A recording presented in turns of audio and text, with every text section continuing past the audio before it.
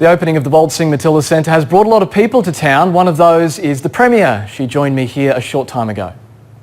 Premier, welcome. We're sitting in the Waltzing Matilda Centre, recently rebuilt. We've seen descriptions as the Opera House of the West, the Ant Hill, the Ant's Nest, the Mud Hut. What's your description? It's not just a Queensland treasure, this is a national treasure, and I can't believe that we're sitting here in the brand new centre in the heart of Winton. It doesn't get much better than that, does it?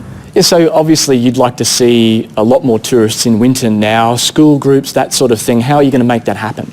Yeah, well, I actually just met some school groups today. They come out here every year to Winton as part of their program, and I like to see more school children coming out here because this is Queensland's history.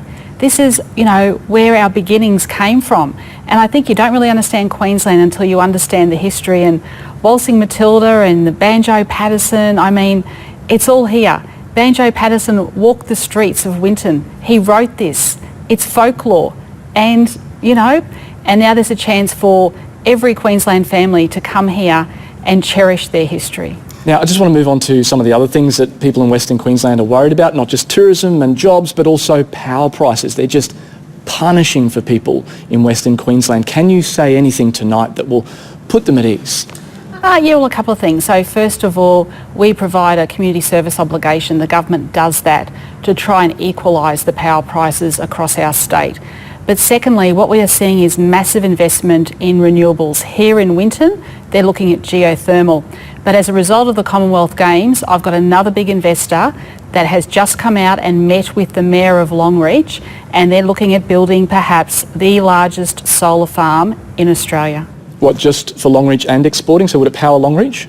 It would power around the western parts of Queensland, but it's just at the moment in its early stages. I can't say anything more, but you've heard it first here tonight. And just finally, I just want to ask you about the Ipswich City Council. The waste recycling program is being reinstated.